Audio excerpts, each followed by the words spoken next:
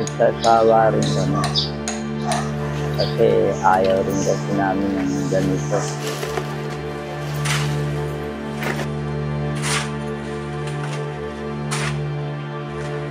Squatter buhay. Nung mamatay, squatter pa rin. Baka pangarap na lang siguro. Hindi na siguro matutupad dun. Hindi mo nakatakot ito eh. Mas nakakatakot mga boy.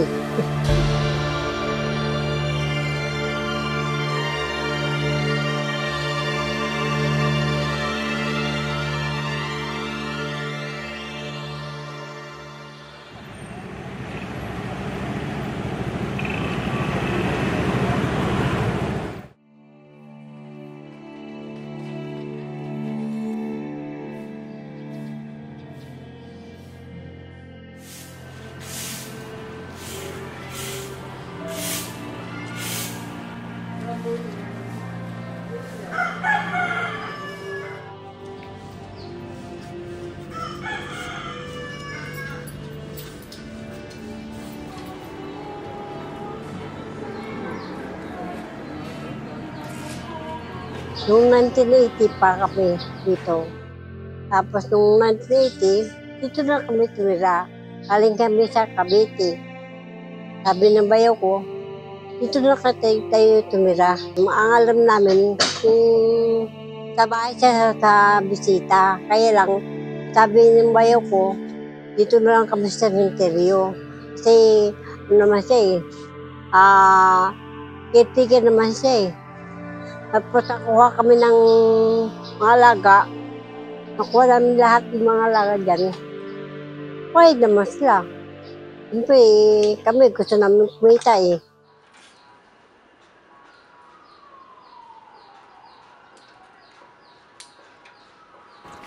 Kay Cross na natin. Lapit lang yun, no?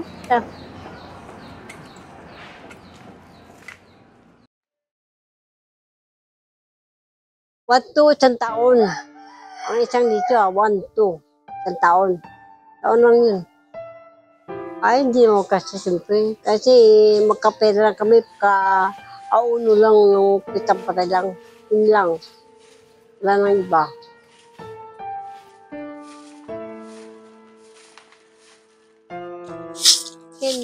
Kung araw-araw, kunti lang yung dumi. Yung dumi yan, yung dahon na yan. Magdadalang pa yan. Hindi ka mag-inis. Hindi naman kami hindi naman kami mayaman para maganda sa kanila. So, kapag wala pong dalaw, wala rin po kayong makain? Wala. Talaga wala. Pagka may dalaw, yan may pera. Pagka wala, wala talaga. Wala kang magawa eh. Walang dalaw.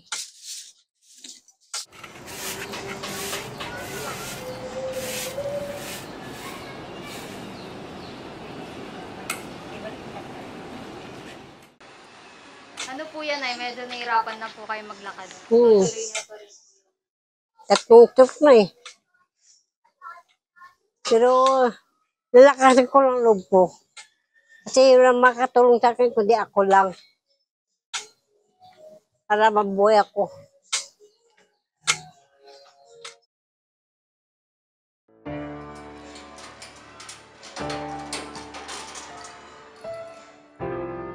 Itong matagal ako dito nag-alaga. Salamat nga ako eh. Dumating si Doktora Peñalosa. Pabait si Doktora Peñalosa. Iba-iba yan ako. Pagka dumating sila, bigyan na kami ng 500, 600, 700. Wala kami masabi. Wala kami pagbayad, ma'am. Ibalik inyo na yan. Sige na. Ang namin, kahit na walang bayad, okay lang. Nakatira naman kami.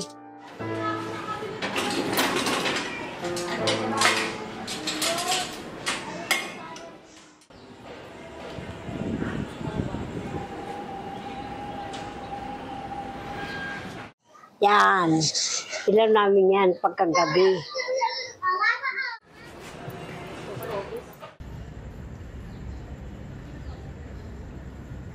Dalawa lang po kayo din. O, dalawa kami ilikta. Kasi minsan masabi na, naku, may multo yata ito, naku, walang multo dito. Mas nakakatakot ang mga tao pa kaysa sa multo.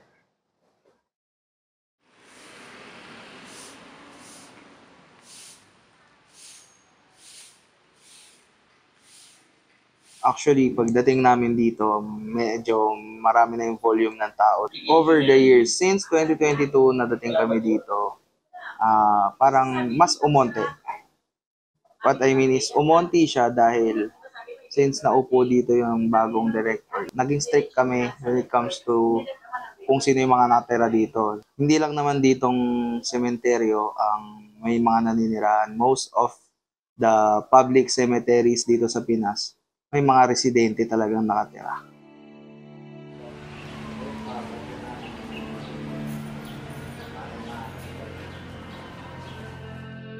Dati sa labas kami nakatira.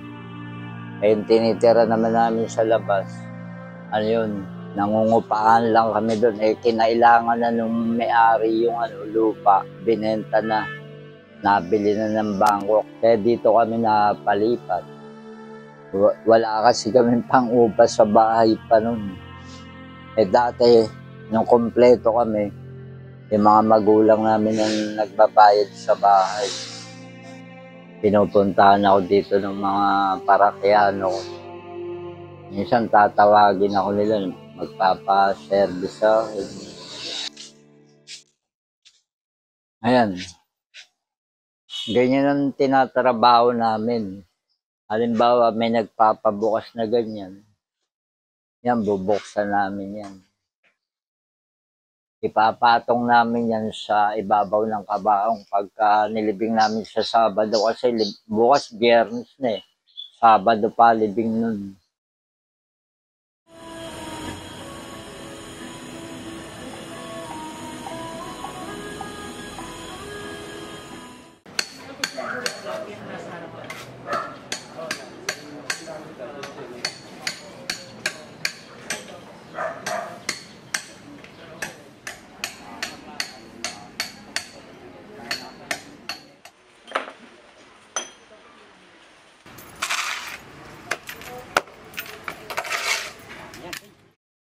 Pagka November 1 yan.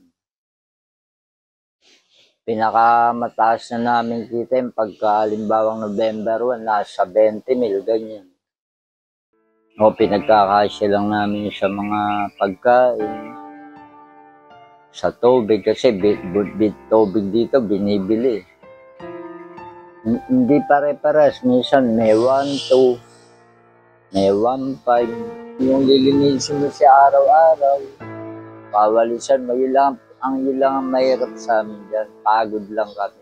Kasi lilinisin mo yun eh. Kasi dyan kami nakatira lahat eh. Yun lang naman ang namin dyan. Hirap lang namin. Pero hindi naman kami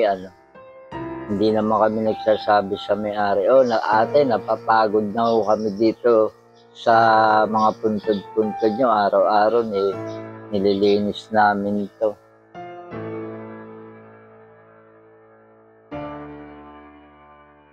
Ako ang caretaker nito.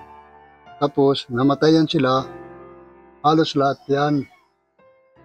Ako nakapaglibing. Kasi ito bago lang to talaga. Ito, nung ano lang, March 9 lang. Makukuha namin kung saan amin pupunta. Eh minsan, pupunta ng opisina, dumidirekta. Eh yung opisina naman, mayroon mo sila mga tao-tao rin. Sa amin, kumbaga sa tsamba na lang kung sa amin mo lalapit. At sa kami sa mga bayad na buwanan, sa mga inaalagaan namin.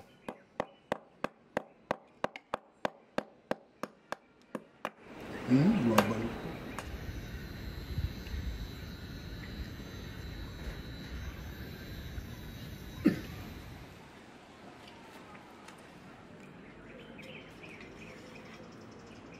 Ay, yung hanap buhay na lang namin. Yun.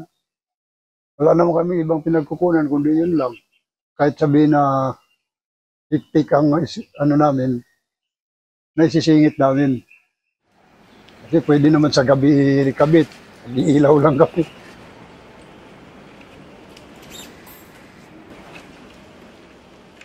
Sila rin yung nakakatulong sa opisina. Kasi sila yung mga nagtatrabaho dito sa loob. Siguro yung kinikita nila, enough na para ma-provide yung mga kanya-kanya nilang pamilya. So sobra man, kakaunti lang. In-advise din namin sila everyday, hanggat kaya nila, maglinis sila sa mga kanya-kanyang area nila. Every year, especially before Undas, nag-i-inspection ang mga kapulisan. Bawat isa, check nila yan.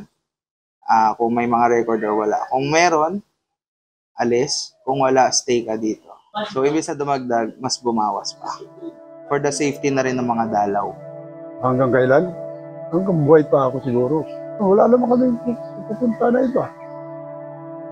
Kahit palayasin nila, bumabalik rin dito dahil kumbaga sa kwan, yun ang pinakatrabaho. Hirap mo kapundar. Yung ano namin, kita namin dito, panabla lang sa ganun eh. Panabla lang eh, halos eh. Squatter buhay. Nung mamatay, squatter pa rin. Wala na may hilig naman din. Ito na. Kumbaga sa kwan, nandito, legit na nandito dumating kung anong dumating sa buhay namin. Hindi, nagsasawa rin kami. Kasi ayaw rin kasi namin ng ganito. Konting pagkakamali, labas ka, bangka. Meron nga lang kami pangkupa, doon kami talaga maninirahan sa labas.